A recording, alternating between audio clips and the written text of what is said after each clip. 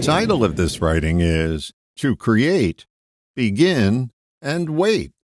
We've all experienced being creative, but we traditionally don't know how to recreate that experience. It just happens when it happens. I really have no clue how to make it happen. That's the typical thing we say after creativity visits and leaves us a gift. I submit there's a formula for creativity. It has 2 steps. 1, put yourself in a creative space. 2, begin and wait. Here's my experience. Creativity happens in the space between our thoughts.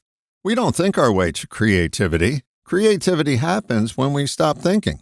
Putting yourself in a creative space actually has 2 aspects. 1, a physical location. 2, a location you can't measure. The physical location is a place that lends itself to creativity. It's usually an environment that's comforting to you and/or where inspiration has struck before. The location that defies measurement and a detailed description is the space between your thoughts. We've all had the experience of something coming to us from out of the blue. That's the space I'm referring to. So once you find the physical space, it's time to begin the project you're seeking inspiration for. So let's pretend that you're writing the great American novel. You've done the mental and physical work of doing an outline and assigning chapter headings, but you have yet to begin the actual writing. Pick a chapter heading and begin writing.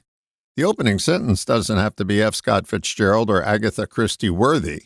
The process just needs to begin. Just like a speech starts with the first word, or the longest journey begins by tying your sneakers. Once you begin, you'll come to a point where you stop and are stymied as to what to write next. That's when you employ the magic of waiting. Most people go into a mental wrestling match at this point, and this torturous habit only produces mental noise that drowns out creativity. Waiting means to trust that there's a part of you that has the next sentence, paragraph, or connecting idea that will propel you forward. Successful professional athletes have an expression for this phenomenon. Let the game come to you. Let creativity come to you. It's lying in wait. You just have to create the space for it to arrive. Waiting creates that space. Waiting isn't filled with other activities like checking your email or texts. It's just waiting with no mental or physical agenda. Waiting is expecting by another name. Expect that your creative part will deliver, especially when you've created a parking space for it to use.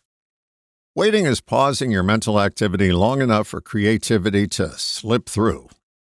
If you decide to go into thinking mode at that point, it'll be a long wait.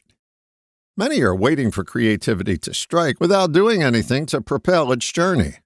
Creativity overcomes inertia when you do something. That means to physically begin your project and then wait for inspiration to come after you've begun, not before. Waiting without beginning is just fruitless waiting. Waiting after you've begun delivers a harvest. Waiting takes practice, and the more you begin and wait, the more often you open up the creativity gate. This much I know for sure. You'll surprise yourself with the amount of creativity that comes through you when you begin to give it the space created by wait. All the best, John.